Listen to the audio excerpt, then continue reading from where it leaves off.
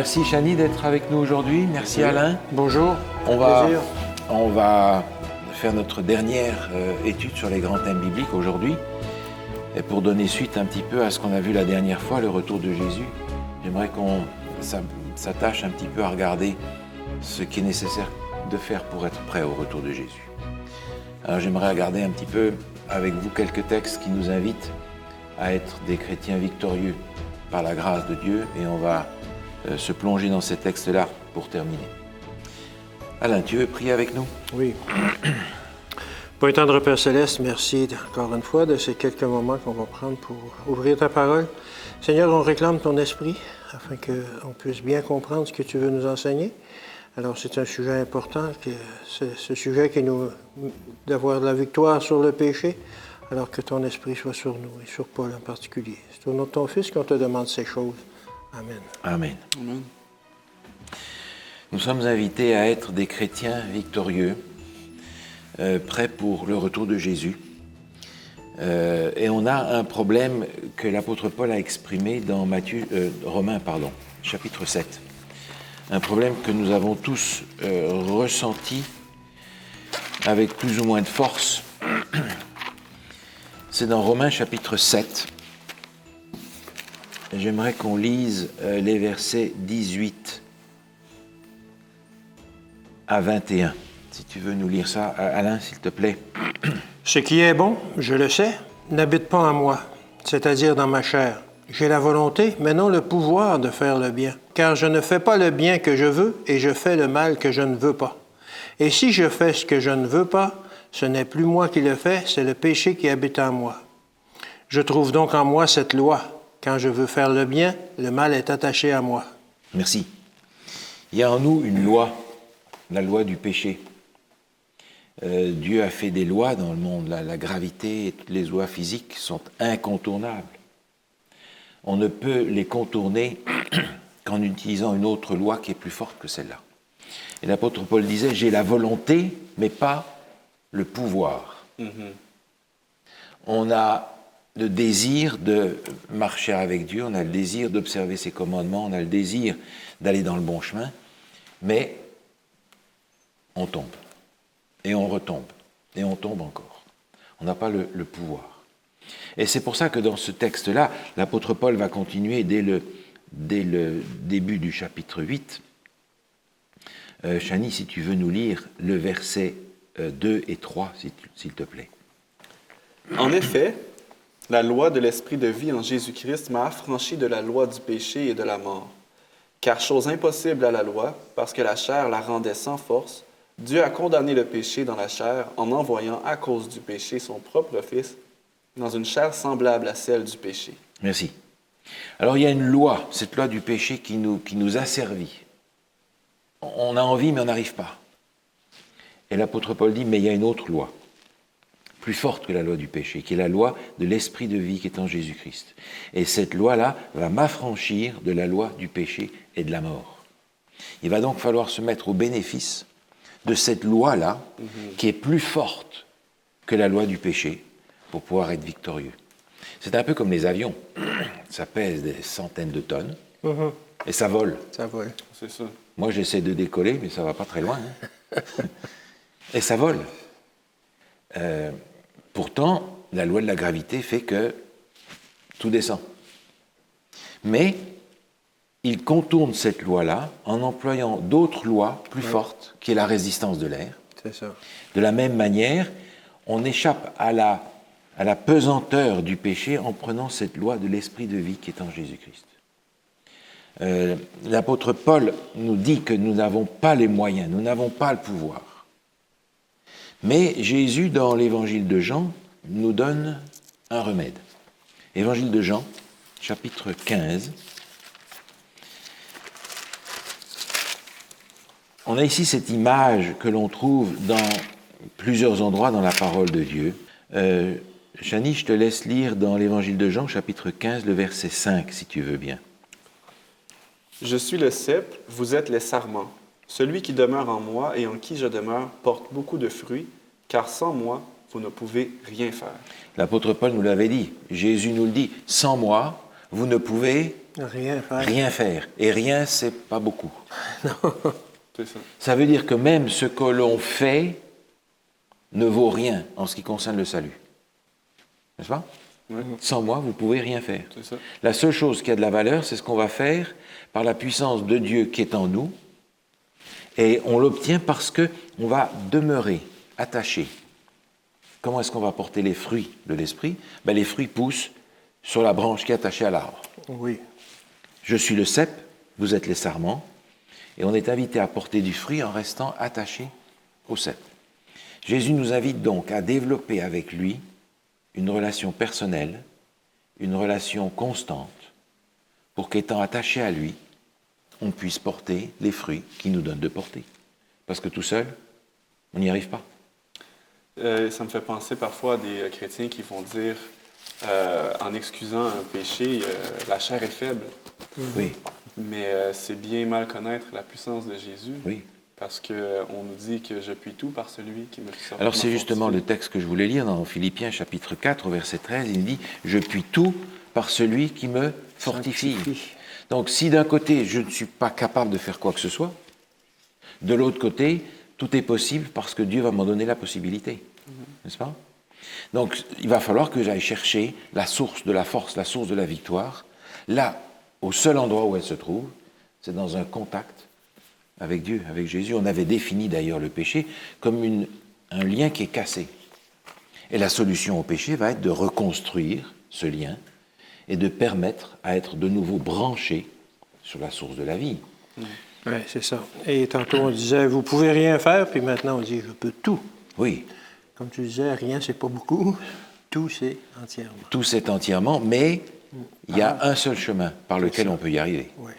C'est d'être branché sur la source de la vie par Jésus-Christ. Ça. Dans l'évangile de Jean, Jésus nous dit que ça ne peut pas se faire n'importe comment. Jésus disait, je suis le chemin, la vérité, la vie. Il n'y a pas donc de choix. Ce n'est pas la cafétéria où on va choisir son menu. Il n'y a qu'une solution. Et dans Jean chapitre 8, Alain, si tu veux bien nous lire le verset 30 à 32. Comme Jésus parlait ainsi, plusieurs crurent en lui. Et il dit aux Juifs qui avaient cru en lui, « Si vous demeurez dans ma parole, vous êtes vraiment mes disciples. Vous connaîtrez la vérité, et la vérité vous affranchira. » Merci. C'est quoi qui nous affranchit? C'est quoi qui C'est nous la rend vérité. libres? C'est la vérité. Oui. Ce qui veut dire que l'erreur n'a pas le pouvoir de nous rendre libres du péché. C'est ça, un coup affranchi, on est libre du péché, justement. Il va falloir aller chercher ce qui est vrai pour ça. Ouais. Hein, Jésus disait, je suis le chemin, la vérité. Donc il y a en Jésus-Christ cette puissance, mais elle est révélée au travers de sa parole. Il va falloir que j'aille chercher pour trouver la vérité. Vous vous souvenez de cette parabole de cet homme qui trouve un trésor dans un champ, Oui, qui vend tout ce qu'il a pour acheter le champ. pour acheter ça. Parce que là, il sait qu'il y a quelque chose d'une valeur inestimable. De la même manière, est-ce que la vérité est pour moi l'objet d'une recherche prioritaire? Ou est-ce que je me contente d'une ou deux promesses dans l'Évangile par-ci par-là, sans nécessairement être au clair sur la vérité que Jésus enseigne? J'ai besoin de connaître la vérité. C'est extrêmement important. Dans l'Ancien Testament, déjà, on avait cette recherche. Dans le psaume 119, psaume 119 nous dit finalement la même chose, versets 9 à 11.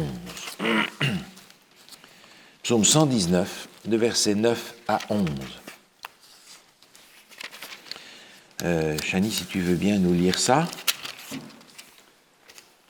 Comment le jeune homme rendra-t-il pur son sentier en se dirigeant d'après ta parole? Je te cherche de tout mon cœur.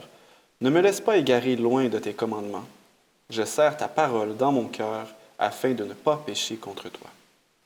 Pour ne pas pécher contre toi, qu'est-ce que je dois faire? Garder la parole dans notre cœur. Et cette parole, elle est vivante. C'est Jésus lui-même qui est la parole. C'est Dieu lui-même qui doit habiter en nous, comme on parlait tout à l'heure, rester branché sur. Jésus disait, je veux demeurer en vous. Donc si on offre à Dieu la possibilité de demeurer en nous, d'être en contact avec la divinité, alors à ce moment-là, on sera gardé du péché. Parce que la parole va devenir quelque chose de vivant en nous. Je la serre dans mon cœur. Ce n'est pas quelque chose que j'apprends par cœur pour satisfaire à un rite. C'est quelque chose que j'intègre pour que ça devienne partie de moi. Et c'est ce qui va nous conduire et nous protéger à la fin des temps. Regardez ce texte dans Luc, chapitre 21. Luc, chapitre 21,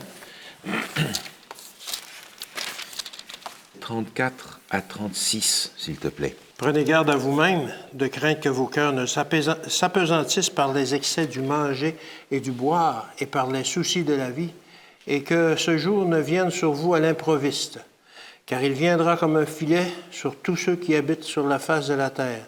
Veillez donc et priez en tout temps, afin que vous ayez la force d'échapper à toutes ces choses qui arriveront et de paraître debout devant le Fils de l'homme. Merci. On est ici en plein préparation au retour de Jésus. Veillez, priez, autrement dit, gardez avec Dieu ce contact, parce que vous n'y arriverez pas par vous-même. Le seul moyen par lequel vous pouvez être vainqueur sur le mal, le péché, c'est parce que Dieu va le faire en vous. C'est une nécessité, on n'a pas d'autre chemin. On veut faire la volonté de Dieu, il faut que ça vienne de notre cœur. Regardez encore ce psaume 40, ce qu'il est dit dans le psaume 40, où on a ce désir profond qui doit venir être rendu réel par la présence de Dieu. Psaume 40, Chani, je te laisse lire, si tu veux, le verset 9. Je veux faire ta volonté, mon Dieu, et ta loi est au fond de mon cœur. Merci. Je ne peux faire la volonté de Dieu que quand sa loi est devenue partie de moi-même. Mm-hmm. Et la loi de Dieu, on en avait parlé, c'est l'expression de son caractère. Ce n'est pas une liste de choses à faire ou à ne pas faire. C'est en réalité quelqu'un à être. La loi de Dieu, c'est une invitation à reproduire le caractère de Dieu. Donc je n'arriverai à reproduire ce caractère de Dieu que si ça vient du dedans. Si Dieu, par l'intérieur, reproduit son caractère en moi. Ça va demander de notre part un choix particulier. Le choix comme celui des disciples. Regardez dans l'évangile de Luc au chapitre 5. Évangile de Luc au chapitre 5. Les disciples ont entendu parler de Jésus, ils l'ont entendu prêcher. Jésus va même les appeler. Et dans Luc au chapitre 5, il nous est dit au verset 10 et 11, Chani, si tu veux nous lire ça. Il en était de même de Jacques et de Jean, fils de Zébédée, les associés de Simon. Alors Jésus dit à Simon, « Ne crains point, désormais tu seras pêcheur d'hommes. » Et ayant ramené les barques à terre, ils laissèrent tout et le suivirent. Ils laissèrent tout et le suivirent. Il va adresser un appel à ces gens, à Pierre, Jacques, Jean, à être des pêcheurs d'hommes, à changer complètement d'activité, à être en permanence au service de la proclamation de l'Évangile. Et en réponse à cet appel, ils laissent tout et le suivent. C'est le choix qu'on est amené à faire tous. Parce que si on ne laisse pas tout pour donner à Christ la priorité dans notre vie, ce qu'on n'aura pas donné, c'est ce qui va nous tirer en bas. Par conséquent, on n'a pas d'autre choix que de suivre l'exemple de ces disciples qui laissent tout, qui le suivent. Jusque-là, les disciples avaient suivi Jésus, j'allais dire, à temps partiel. Ils le rencontraient, ils passaient un jour ou deux avec lui, puis ils continuaient leur chemin, et puis ils retournaient dans leur famille, ils faisaient leurs affaires. Mais à partir de ce moment-là, ils vont le suivre à plein temps. Ils vont être avec lui constamment. Parce que c'est le seul moyen par lequel Jésus va pouvoir transformer ces hommes pour en faire des disciples et en faire des apôtres, des envoyés. De la même manière, il va falloir laisser tout ce qui dans notre vie va empêcher à Christ d'avoir une priorité. Un choix drastique à faire. Un choix important. C'est là la difficulté, c'est là où se trouve la difficulté Oui. souvent pour le chrétien, en fait. Oui, oui, absolument. Absolument. On est prêt à suivre, mais à temps partiel. Ouais. Un jour par semaine, Ouais. par exemple. J'aimerais vous lire ce commentaire que je trouve très intéressant et qui est tiré du livre Vers Jésus. Bien des personnes se demandent comment faire pour m'abandonner à Dieu. Vous désirez vous donner à lui, mais vous êtes faible moralement, esclave du doute et sous l'empire des habitudes de votre vie de péché. Vos promesses et vos résolutions sont comme des toiles d'araignée. Vous ne pouvez dominer vos pensées, vos impulsions, vos affections. Le souvenir des promesses non tenues et des engagements auxquels vous avez failli affaiblit votre confiance en votre propre sincérité et crée le sentiment que Dieu ne peut vous accepter. Mais vous n'avez pas lieu de désespérer. Ce dont vous avez besoin, c'est de connaître la véritable puissance de la volonté. Le moteur de la personnalité humaine, c'est la faculté de choisir. À vous de l'exercer. Vous ne pouvez changer votre cœur, vous ne pouvez de vous-même donner à Dieu vos affections, mais vous pouvez désirer de le servir. Vous pouvez lui donner votre volonté, et alors il produira en vous le vouloir et le faire selon son bon plaisir. Comment s'abandonner à Dieu? Il y a un choix important à faire. Le choix de faire en sorte que ce que Dieu veut soit ce que je veux. Et de ne pas opposer ma volonté à celle de Dieu. Prends ma volonté, fais-moi connaître ce que tu en réserves pour moi. Et même si j'ai envie de ça plutôt qu'autre chose, eh bien, si c'est l'autre chose qui est ton plan pour moi, je sais que tu connais la fin dès le commencement, je préfère ça quand même. Soumettre notre volonté propre à celle de Dieu. Ce qui n'est pas facile. Ce qui n'est pas facile parce que le monde dans lequel on est nous invite à nous affermir nous-mêmes, à être capables, à nous imposer. La parole de Dieu nous demande de nous soumettre à Dieu. Et cette notion de soumission, elle ne nous est pas naturelle, elle est opposée à notre nature. Cependant, on a la promesse que cette puissance de Dieu en nous peut nous accorder la victoire. Regardez dans l'épître de Jacques. L'épître de Jacques, au chapitre 4, il y a là une promesse fantastique qui nous est donnée. Épître de Jacques, au chapitre 4.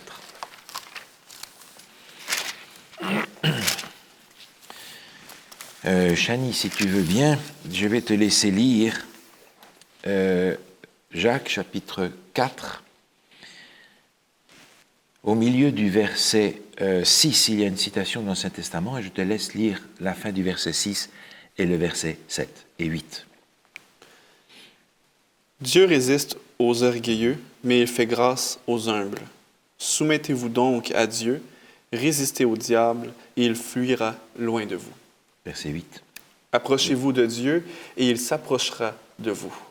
Nettoyez vos mains, pécheurs, purifiez vos cœurs, hommes irrésolus. Merci. Dieu résiste aux orgueilleux, mais il fait grâce aux humbles.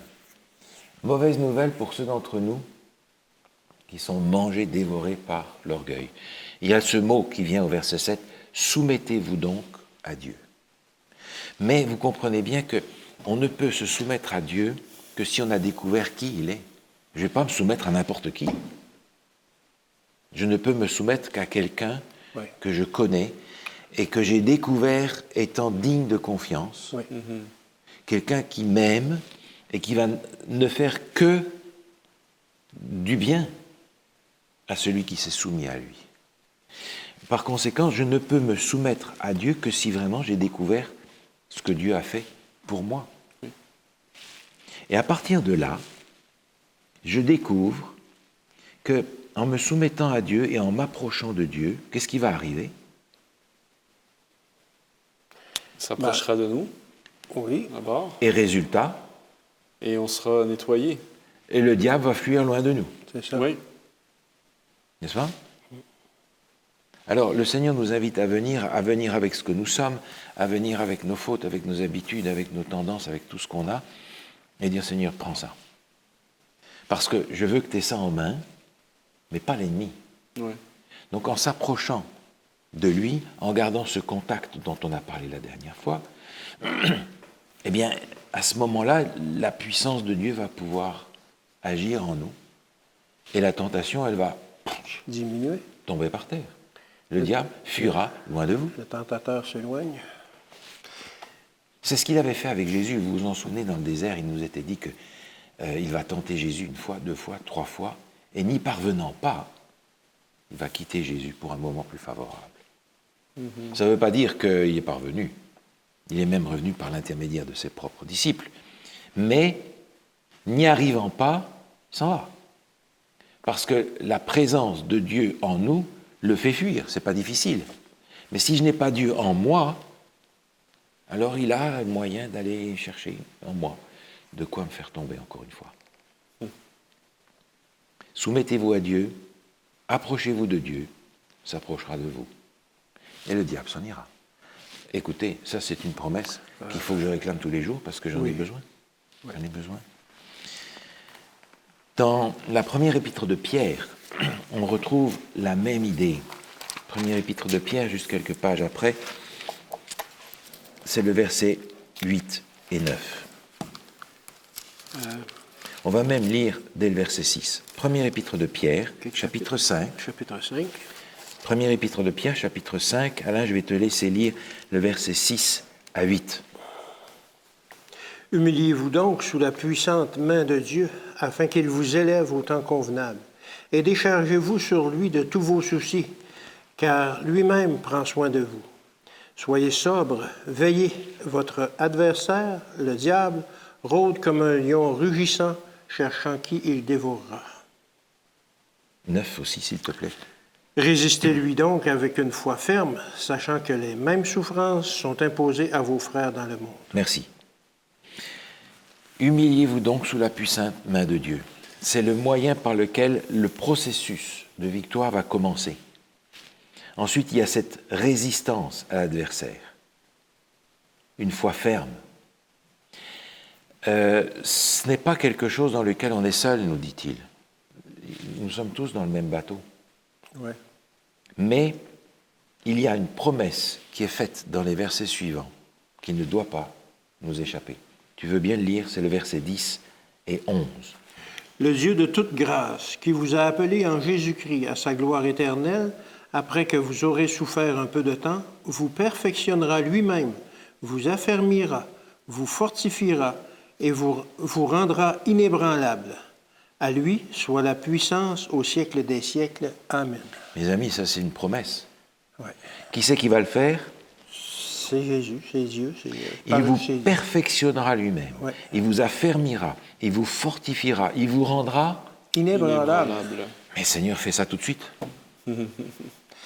Ça veut dire qu'on ne peut plus accepter un péché dans notre vie. On est inébranlable. On peut devenir inébranlable. Donc ça veut dire que la puissance de Dieu en nous, par son esprit, qui a été promis, sera suffisamment forte pour que les tentations n'aient pas le pouvoir. Comme tu dis, alors, ça tout de suite. C'est ça, c'est ça. Et c'est ce texte que l'on a dans Philippiens, regardez-le avec moi, où Dieu nous donne encore là une promesse. Philippiens, chapitre 2. Philippiens, chapitre 2. On va lire le verset 12 et 13, Chani, si tu veux bien. Ainsi, mes bien-aimés, comme vous avez toujours obéi, travaillez à votre salut avec crainte et tremblement, non seulement comme en ma présence, mais bien plus encore maintenant que je suis absent. Car c'est Dieu qui produit en vous le vouloir et le faire selon son bon plaisir. Merci. Dans ma traduction, qui est probablement plus pratique, il est dit « Mettez en œuvre votre salut, avec crainte et tremblement. Mettez en œuvre tout ce que vous avez reçu pour le salut. Parce que le vouloir et le faire, c'est Dieu qui le produit. Mais il faut que je laisse faire. Et on a souvent beaucoup plus de mal à laisser faire qu'à faire nous-mêmes. Ah ben oui. On a un enfant, On voudrait qu'il fasse quelque chose pour apprendre, mais c'est tellement beaucoup plus compliqué s'il le fait. Nous, en 2 minutes, c'est liquidé. N'est-ce pas? Alors on est tenté de le faire. Écoute, écarte-toi, je vais te faire ça. C'est fait. Mais laisser faire, laisser Dieu faire, ça c'est beaucoup plus difficile. Oui. C'est cette notion de renoncement, cette notion d'obéissance, cette notion d'humilité dont on a vu Voilà. les invitations constamment. C'est toujours cette même notion qui revient comme étant le point de départ qui va permettre à Dieu de faire quelque chose. Oui. Maintenant, le texte de l'épître de Paul aux Thessaloniciens nous confirme cette promesse-là. On l'a vu déjà, mais je voudrais le lire encore avec vous. Première épître de Paul aux Thessaloniciens, chapitre 5. Première épître de Paul aux Thessaloniciens, chapitre 5.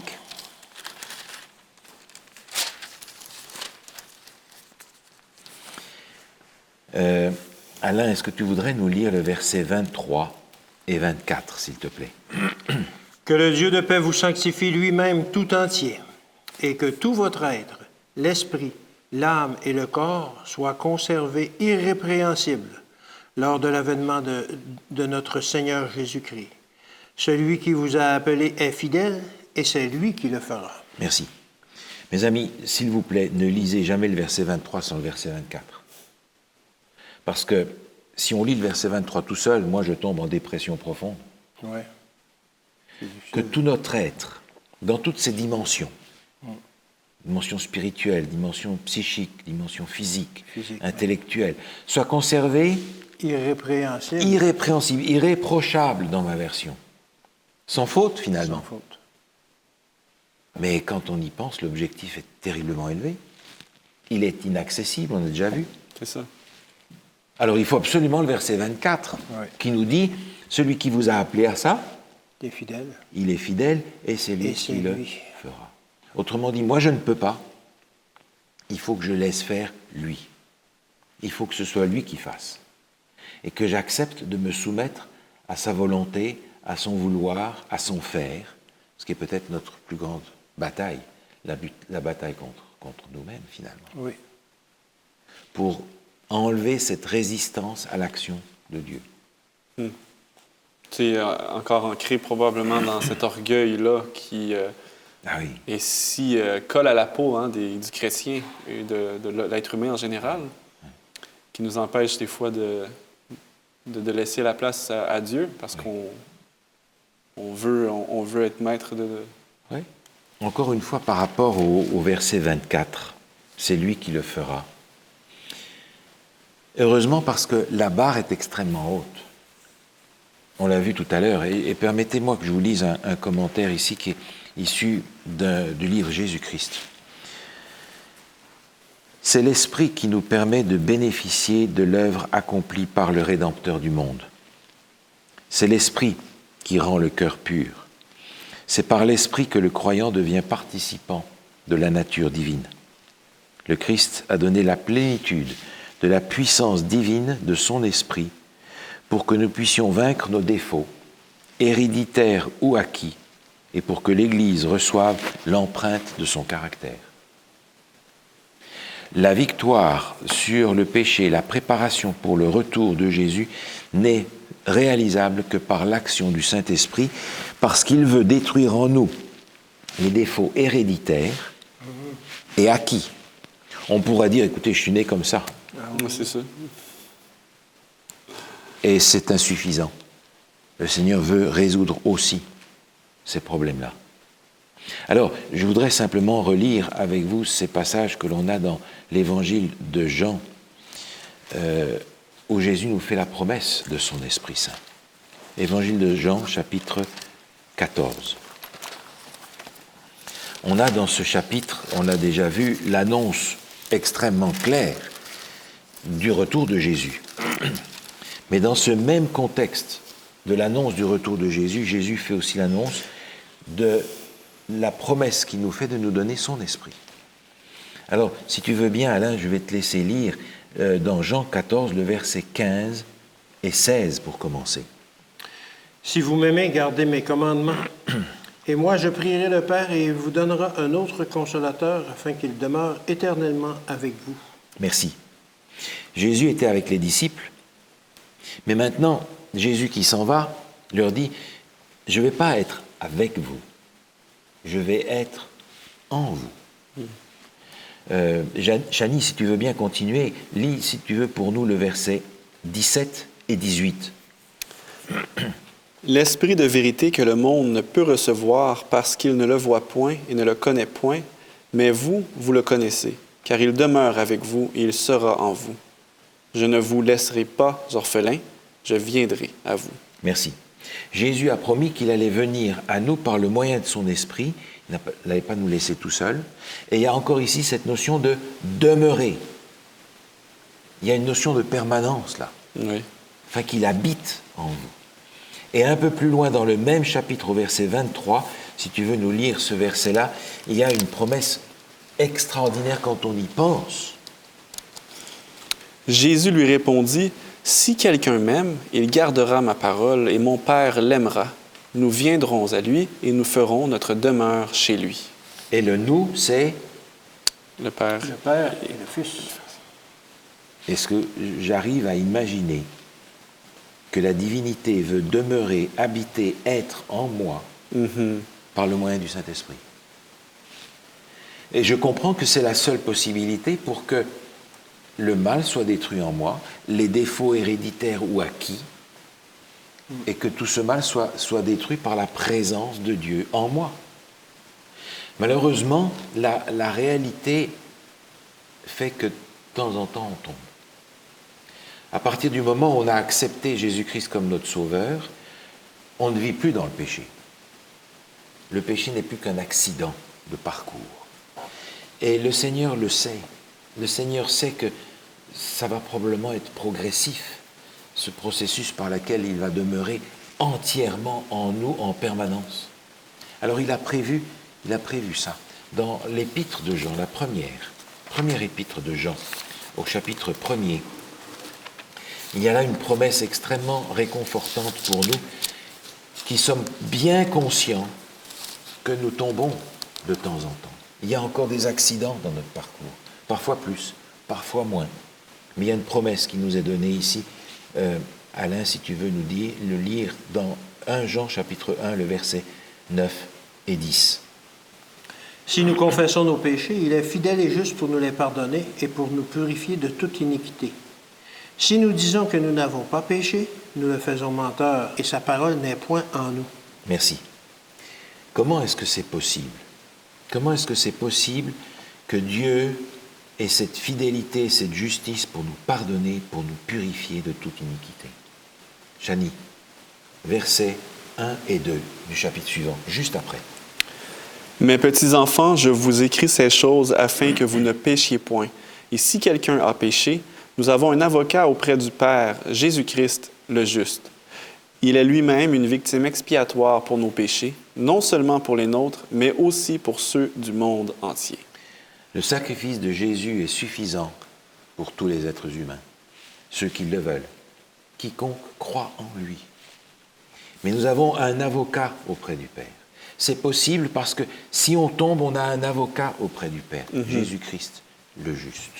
C'est dire à quel point, même dans notre difficulté de résister au mal, Dieu est de notre côté. C'est ça.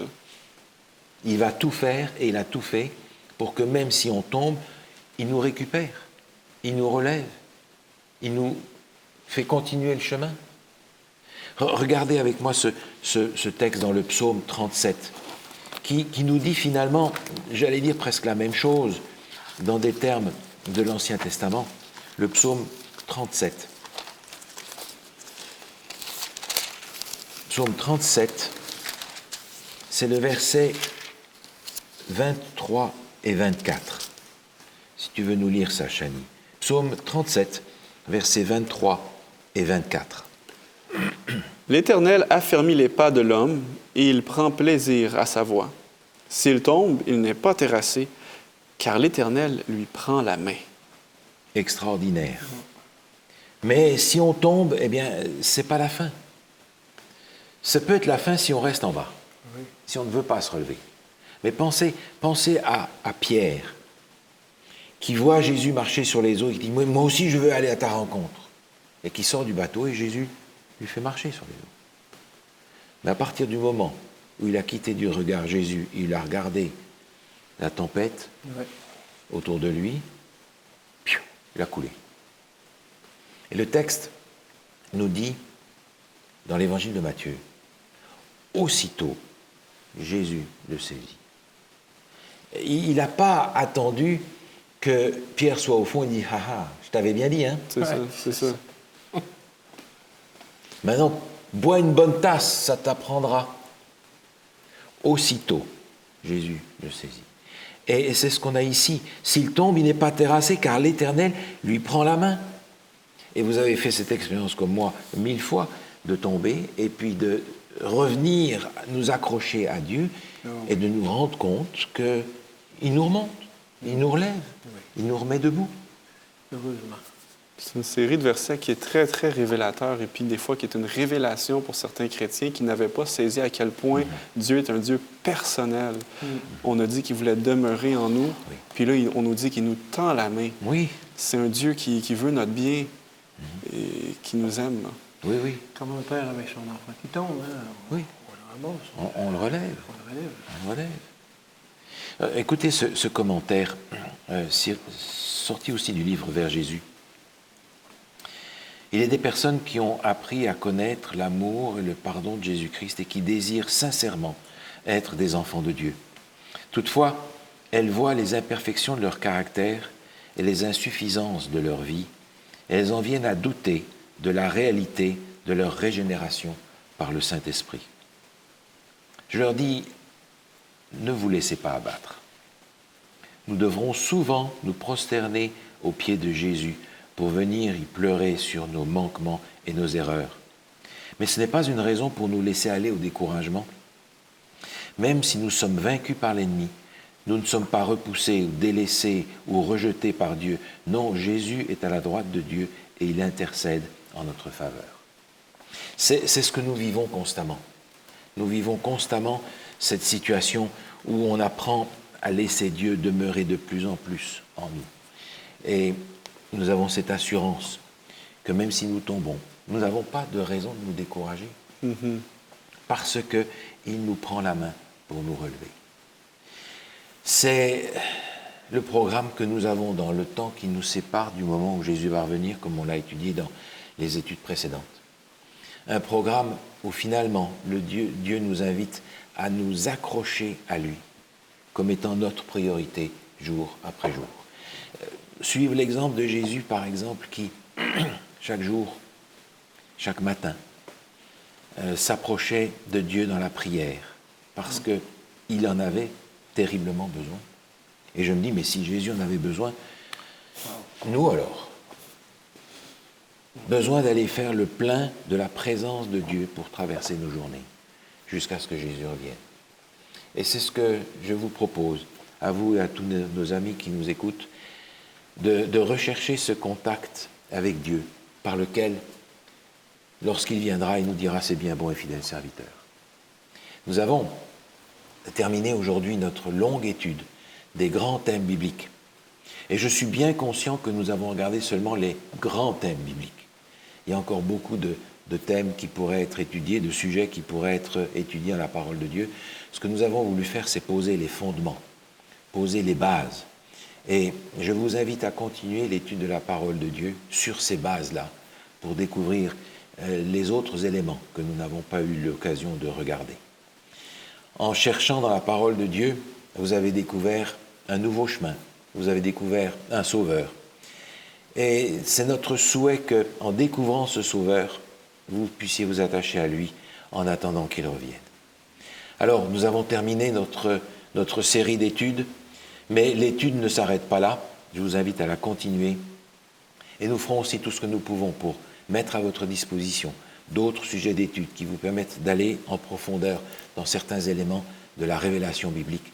Parce que la Bible est d'une richesse incroyable, nous n'arriverons pas à l'épuiser, mais nous y trouverons toujours notre Seigneur et Sauveur Jésus-Christ.